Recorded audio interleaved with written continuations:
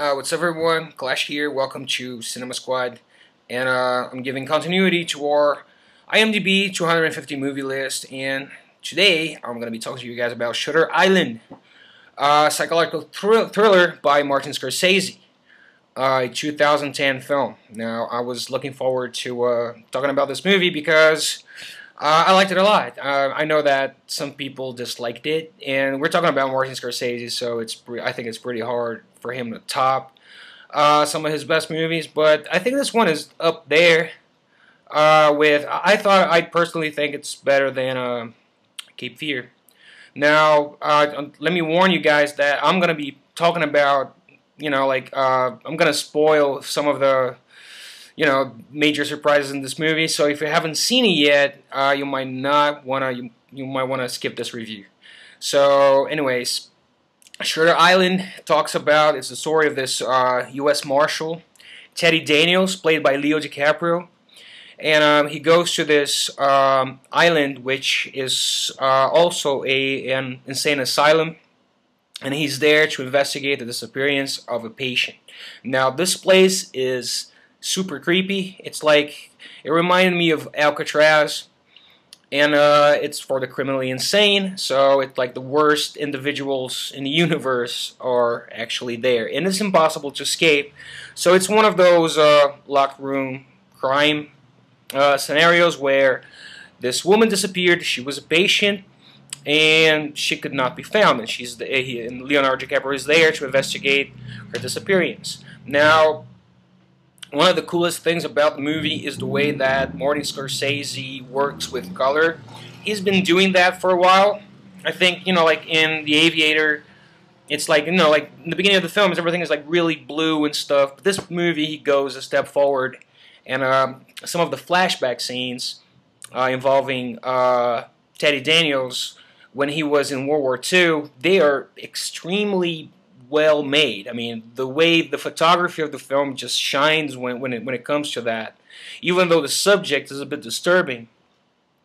And there's a lot of symbolism in this film as well, because the whole island is sort of everything just screams insanity in this place. And here's where the spoilers come, because Leonardo DiCaprio's character is actually a patient in that facility, and he's trying to cope with the suicide of his wife, which also killed his kids. So, the whole thing with the cliffs in the island, it's him it's kind of like him struggling with his psychosis and his delusions and stuff.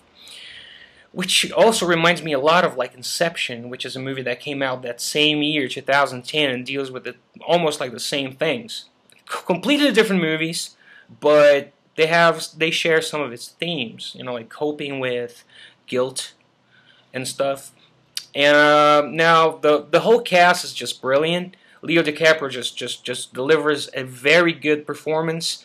But I think the side cast is even better. You have Max von Sydow as one of the doctors in the place, and Ben Kingsley. You have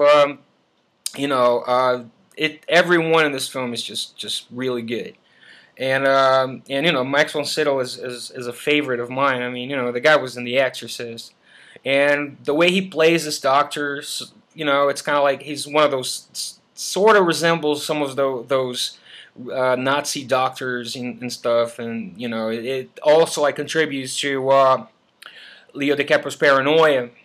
So yeah, and if I have to one thing that I disliked about this film is the way they delivered the final surprise.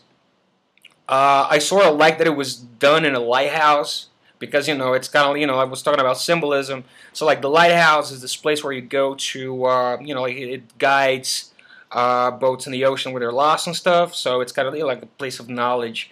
So one of the last scenes of the film, Leo DiCaprio is there, and Ben Kingsley's character is explaining what's happening. There is no crime. It's all in your mind. You came up with that it's all in your mind, but it's done through dialogue. It's Ben Kingsley talking and talking and talking. I mean, even though it's a pretty interesting plot and it's a pretty interesting twist, I wish it would have been more cinematical. Like, for example, in the ending of The Sixth Sense, another film that we also have like this really huge twist in the end, and it was made really quickly and with images and really effective.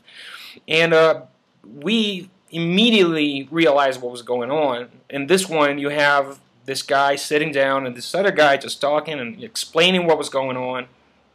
So yeah. But overall, it's a Martin Scorsese film. I mean, it's one of my favorite films of 2010 for sure. So if you haven't seen Shutter Island, just check it out. And thanks for watching. See you next time.